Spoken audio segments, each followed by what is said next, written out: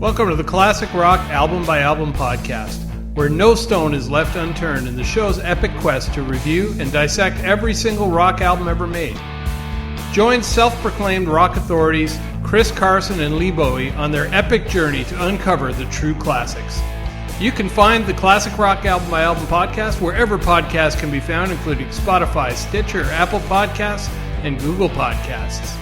Our website address is classicrockalbumbyalbum.libsyn.com. That's LIBSYN.com.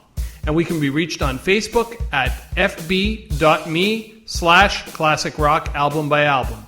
See you soon from the Classic Rock Album by Album podcast.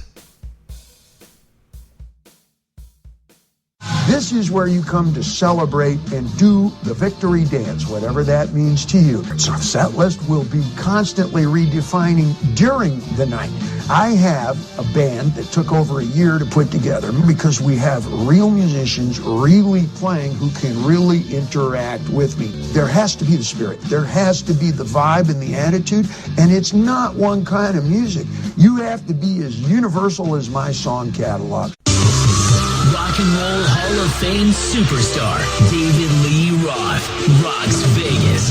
Viva Las Vegas! Viva Las Vegas! Viva Las Vegas! David Lee Roth live in concert. Viva Las Vegas! Viva Las Vegas! Viva Las Vegas! Performing songs from his entire career at House of Blues, Las Vegas.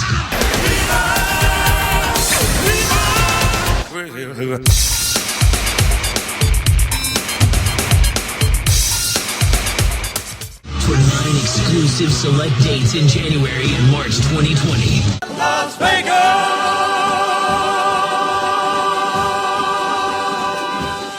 All right, Dave. Well, where are we? We are in Vegas, baby. That's right. We are in Vegas. It's hard to believe after all this time, but it is here. The David Lee Roth Rocks Vegas residency. This is January 2020. Happy New Year. This is a momentous occasion. Dave and I are rarely staring at each other when we're That's doing right. We can still count on one hand how many podcasts we've actually done in the same room. Typically just the Van Halen bashes. That's right. Yeah. That's right. So That's right. so that's cool. So Dave and I had some interesting luck. So David Lee Roth opened on Wednesday. Dave and I obviously weren't there because of work commitments, but we made it here this weekend. We are going to the Friday show tonight. It is currently Friday afternoon, and we had the incredible luck of running into Dave's drummer, which is Mike Musselman, and he was a super nice guy and talented young guy. What was your impression of him? He seemed like a really cool guy. Oh, yeah, great guy. But Yeah. he was nice enough to talk to us for a few minutes. Yep. So super nice guy. Yeah. And I can't wait to see how well he holds up on the drums tonight. Yeah, it should be great. So what he has told us, and he was unable to do an interview because of sticky reasons, obviously, but he was nice enough to let us in on some stuff. So the band has rehearsed 30 songs. They're doing 15 in the show, which means they're swapping in and swapping out. Currently, everybody has sort of seen what Dave is doing right now. For his first show, he did California Girls, he did Just a Gigolo, he did Tobacco Road, he did Big Train from Your Filthy Little Mouth, and that was his solo stuff. And in terms of the Van Halen stuff, he did Unchained, and he did Jump in Panama. And he also did Dance the Night Away. He did You Really Got Me, Ain't Talking About Love, Jamie's Crying, Atomic Punk, and he also did Mean Street, right? He also Yes. did Mean Street. Yes. Did Beautiful Girls. He didn't do On Fire. He didn't, but that is in the list. He did Just Like Paradise. So the cool thing is that we spoke to Mike, and Mike let us know about something. They have Running with the Devil planned. They have Ice Cream Man planned and also Hot for Teacher. These were kind of shocking things that were missing. Right. But he said pretty much they've rehearsed the whole first album. Right, almost, except they haven't done Little Dreamer, he said. Right. They haven't done Little Dreamer, but almost the first album. He said, I'm the One is definitely in there. He says, believe it or not, some real left-wingers like Thug Pop from the Diamond Dave album, which is Somebody Get Me a Doctor. She's My Machine from Your Filthy Little Mouth. Yankee Rose, that one's not apparently fully ready, but apparently it's still in the 30. And Everybody Wants Some, I'll Wait, Pretty Woman. It seems like there's a lot in store here. So Dave seems to be mixing it up. Surprisingly, nothing from Little Ain't Enough, nothing from the DLR Band album, but you never know what might pop up. But so far, that's the deal. So now, Mike is an interesting character. He was a young man. He studied with Greg Bissonette, right, which is really cool. We all know Greg, who's the original drummer from the Eat 'em and Smile band. He also is a friend of Brett Tuggle's. And what he did tell us that Brett Tuggle was originally in the SIR studio band. Right. And we all know there was a band shakeup there. Right. What happened is the two guys who remained in Dave's band from the SIR studios is the bassist Ryan Wheeler, who apparently acts as a liaison between the band and Dave. Right. And he's the Dave Whisperer. Right. And then, He speaks fluent Dave. He speaks fluent Dave. And Mike himself. His drum tech apparently became the keyboardist, even though Tuggle was playing in the band. So, Dave, give your theory as to what you think happened there with Tuggle. Oh, I think they had the rehearsal. Yeah. It was something else. It was more than just a rehearsal. Right, Like, right. But whatever it was. And then, so whatever reason, it didn't work out. Right. So they had to move things around. So, like you said, the only people who remained were the bass player and Mike, the drummer. Right. And I think what happened was Dave probably had to pay, some serious cash for Brett. Oh, yeah. And the rest were newbies, so they weren't as expensive. Absolutely. But then when Dave realized it wasn't meeting his expectations and he had to get different guitarists, he probably had to pay more money for those guitarists. Oh, absolutely. So I guess maybe he has a fixed budget and what he can pay the band. Perhaps. And this is only a theory. Certainly don't know. This is just Dave and I throwing Jell-O on the wall and seeing if any of this sticks. Exactly. But we were guessing, well, maybe Brett was too expensive if he had to pay more money for the guitarists. Right. So he got new guitarists, and then he got, like I said, he got the drum tech, who actually had played keyboards. I think it was for Warren. Yes. His name is Danny Wagner. Okay, for something like 10, 15 years. Right. Before. So obviously the guy knows what he's doing, so he's playing keyboards. Yeah, now. and we also have two new guitarists, which is Al Estrada and Frankie Lindry. So those guys, Frankie's playing rhythm, Al's playing lead. And from what we have seen on the YouTube videos, they're really sharp. Yeah. So it seems like they're really pulling their weight, which is great. We actually asked Mike about the Kiss tour, and apparently they're all going to be doing a 45-minute set, which is a shortened set for the Kiss tour. They're very excited about it. Apparently, they were going to originally do the whole Kiss tour through the European dates, but apparently Dave didn't want to do that, so he stuck to the two legs in America. Right. Well, they were asked to do the whole tour. Right. Dave just wanted to do the U.S. legs. Right. Absolutely. He also said that Rocket Richey's son came down to try out for his job, over the drumming for job. drums, right. Absolutely. Yeah, so that's yeah. kind of interesting as well. He also said his mom is a huge Dave fan who loves to go sit in the front row and take pictures of Dave. That's right. He said that both sisters of Dave were at the opening, which is nice, and that's cool. And he also said that Roth comes to him and calls out the songs on stage as they go. So there's no apparent set list that they have. They have 30 songs to work with, and they can just reach into the arsenal and pull out whatever they want.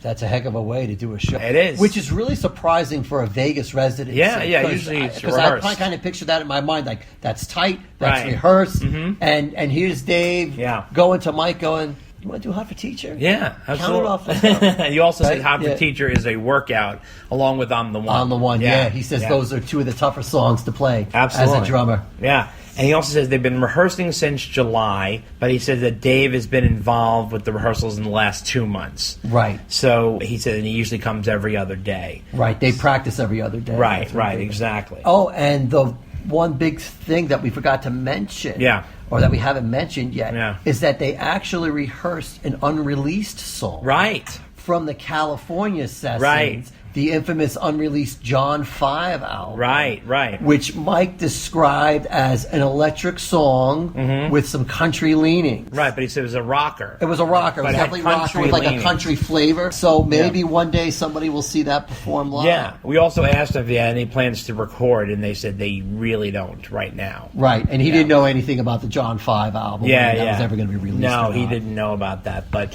so Dave and I will come back. We will have some special guests for you guys after the show. We will do a total post-show breakdown. We just wanted to give you a little intro about our meeting with Mike and the info we found out. So we are here in Vegas. Dave is going to go down and apparently he brought his whole paycheck for the month and he's going to go and throw it on the crap table and see what happens. Then I'm going to get a tattoo and it's just going to be Sinner Swing the whole time we're here. What will the tattoo be? Valerie Bertinelli? What are you going to get? Oh man, I gotta think long and hard about that because this is forever, So I gotta give that some thought. Right. Well, we'll see. It might be an I Heart Valerie tattoo. It could be I Love Mikey tattoo. Maybe I'll just get the Van Halen logo. Yeah, maybe just we'll go classic and go all in, baby. Now here's a question: you get the Van Halen logo. Do you go original album with the ribbon? You go album? No. Don't even ask. Don't even insult me by asking the question. We go original logo. Original logo. You go right to the source. I'm cutting you off. I already know the question. All right. We're going to end on that note. We will see you guys back after the show.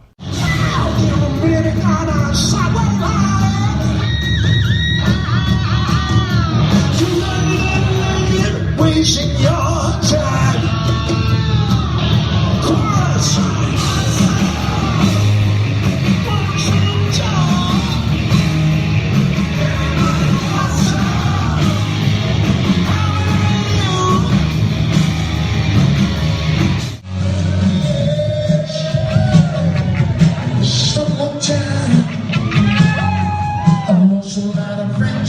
Baby, no time to mess you on.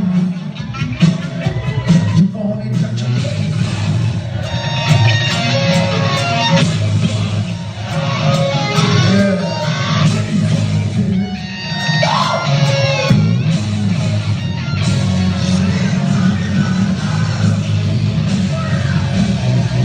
All right, so here we are after the first night on Friday night, the 10th of January. We are in Vegas, Dave and I, and we are here with Ron P.O. and Midwest fucking Ron.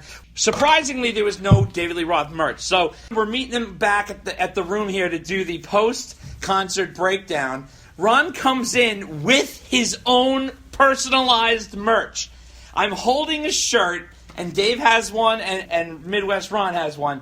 This is unbelievable. It's a white T-shirt, and it's like a little still from like a cartoon. Like a comic book motif. Like a comic book motif. It says, meanwhile, back at Dave and Dave Unchained, a van-halen podcast, look up in the sky. It's a bird, it's a plane, and on the back, Midwest fucking Ron in like Superman lettering, and there's a picture of Ron as a cartoon, and he says in a bubble, "I'm here to bust your balls again," which is literally like the best line he said. It's mail, and then it says it's mailbag times. Dave, this is like a collector's item. This is It's awesome. like a collector's item. Only a handful ever made. That's right, and so that. Thank you, Ron P.O. Thank you, are Ron the man. P.O. This is Wow. This is not good. This is not great. This is unbelievable. I can't I'm going to believe wear that. this every time we podcast. Yes, of course. Certainly when we do the mailbag. Certainly good. Because there will certainly be a letter from you. This is just, yeah. Midwest Ron. Absolutely. So, all right. So we're here post-concert. The show happened on Wednesday and got some mixed reviews because a lot of video got up on YouTube. Some people criticizing Dave's voice.